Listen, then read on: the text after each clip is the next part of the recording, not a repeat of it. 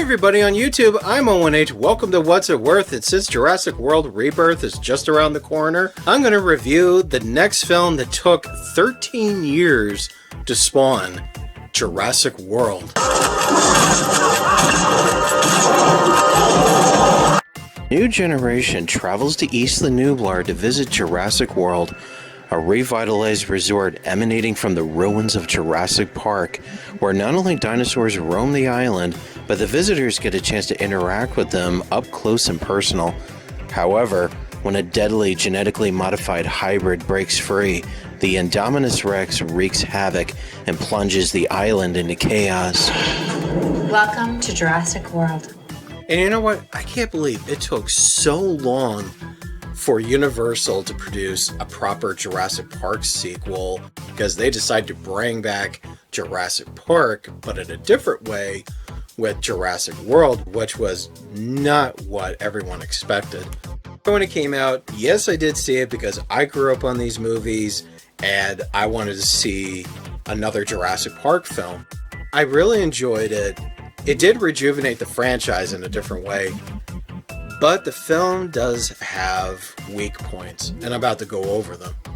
So one of Jurassic World's issues is they try to make this film a bit kiddie-friendly, which makes it not as scary or as intense as the first three films. When they did that, the film felt kind of underwhelming. Now, don't get me wrong, the film does have some intense moments, most likely horrify a child. The dinosaurs aren't as realistic or as scary as they used to be. And it was like, what happened? I mean, even the pterosaur scene wasn't as scary as Jurassic Park 3's Pteranodon attack scene. I mean, the idea was scary, but the execution of it was kind of underwhelming, not as stark realistic as it should have been. Which brings up my next point about what's wrong with Jurassic World: the dinosaurs. What drove me nuts about this film was the fact that dinosaurs, they're not as realistic as they should have been. I mean, there's some dinosaurs that they do look real and they blend in the environment well. While there were some dinosaurs, mostly with the velociraptors, where they're very hyper detailed, but they're not as realistic looking. Like, it's how they move. It gives away that they're CGI. Another insult to this film was, yes, Stan Winston's group, after he passed away, they did do practical dinosaurs, but only a few of them, and it's like you don't get to see them as much. And it's mostly CGI, which I get it. Some dinosaurs have to be digitized, but really, there's a lot of them they could have made puppets for, and they didn't. They just decided to get cheap and did it all digital, which kind of strips the reality of dinosaurs being in this movie in the first place. However, I did like their work with the mosasaur, which was the biggest selling point of the film next to the Indominus Rex. Another element from the first three films that makes their dinosaurs the best is the fact that they treated these creatures like they're actual animals. Their behaviors that fit the science. And that's what Jurassic World seemed to be kind of missing. The one thing that drove me absolutely nuts is the fact that they made the velociraptors almost like the good guys in this. Which leads to my next point, is the ending. Okay, so spoiler alert. The velociraptors, they do establish that they're domesticated. Owen establishes himself as an alpha to keep him under control. And yes, they do show that just because they're domesticated doesn't make them any less dangerous.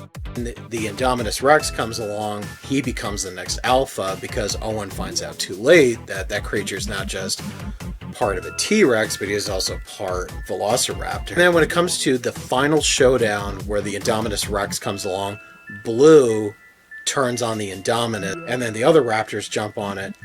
I mean, I get it. Firepower doesn't do squat to the Indominus Rex.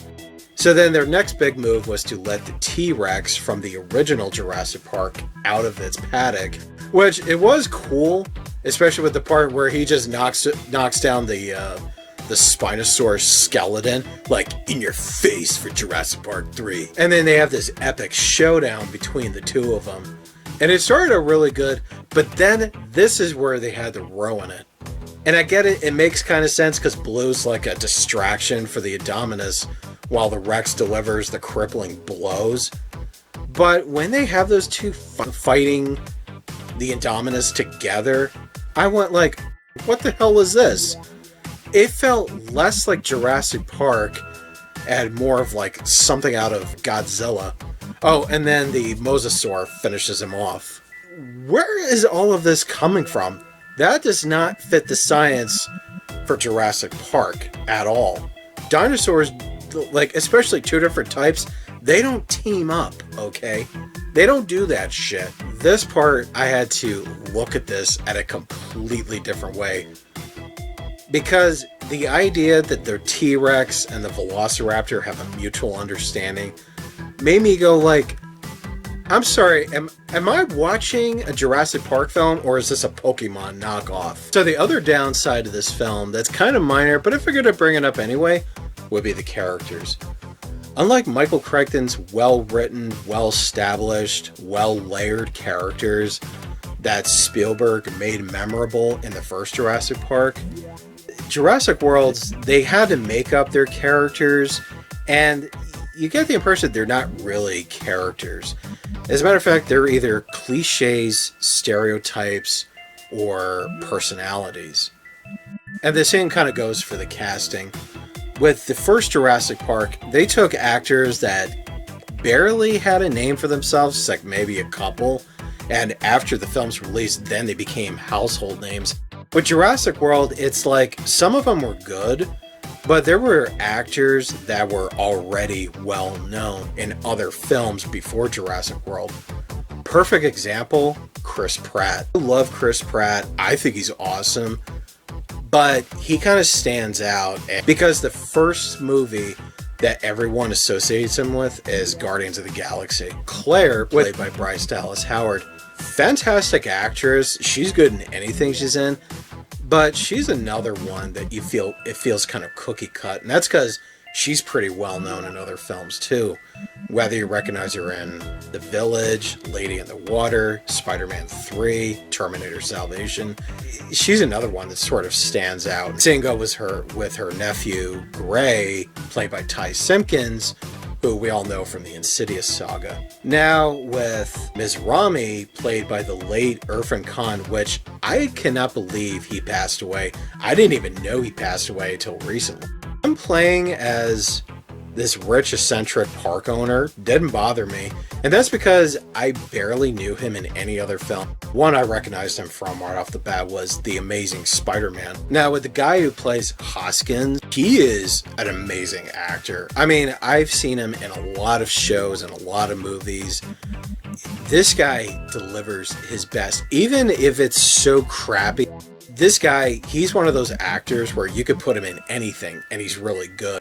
I mean, it's like, I still remember him from Men in Black, Law and Order, The Cell, not my favorite movie, Sinister, and then he was later casted with Chris Pratt in The Magnificent Seven. When they put him as the bad guy of this movie, he did such an amazing job as this hothead who thinks he knows what he's doing, and he thinks he can control the raptors and that he's learning something, except for the part where he learns the hard way how stupid he is when he gets eaten. Gruesome death, by the way, but awesome. Another one I never had a problem with is Omar Sy, who plays one of Owen's partners at the raptor paddock. I mean, you've seen him in other films. I recognize him from X-Men Days of Future Past, and then he's later casted for Inferno. And of course, there's Jake Johnson's character, Lowry, in which the moment I see this guy, the first film that comes to mind is Let's Be Cops. But the thing with this guy is, I don't really consider him as a character as much as I classify him more as a personality.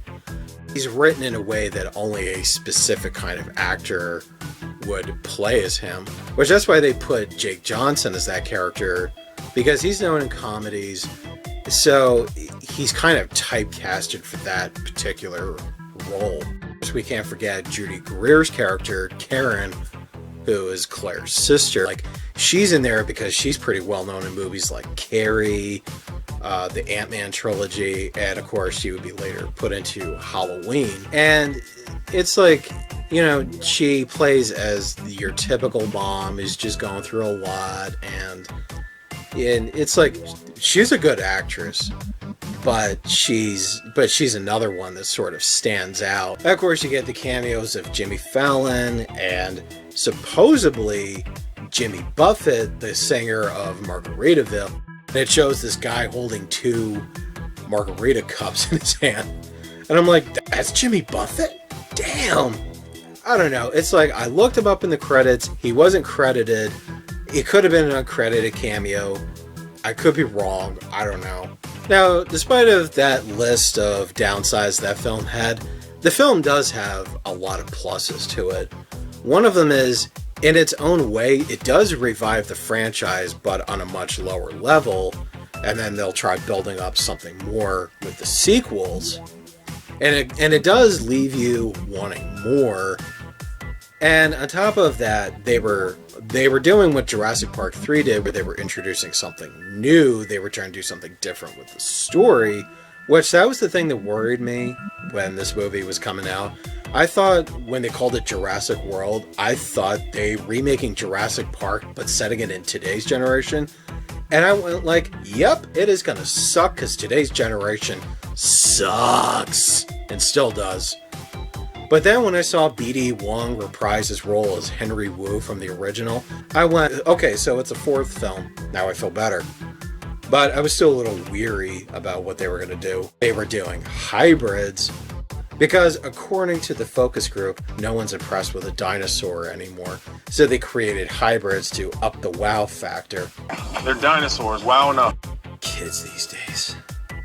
But I do love the Jurassic Park cliche that sometimes designing something new is not the greatest idea, because this film shows that, yeah, they designed something new and it backfires in their faces. On top of that, I love how they brought back the original John Williams music, even though John Williams is not involved anymore. And that was what was important. That's what I was afraid of, was they were never going to be able to bring back the original magic of Jurassic Park. And they did. Not by much, but they did. Now, despite the fact that I did mention some negatives about the characters do have positives, where they're not boring, they're not monotone like a lot of today's movies.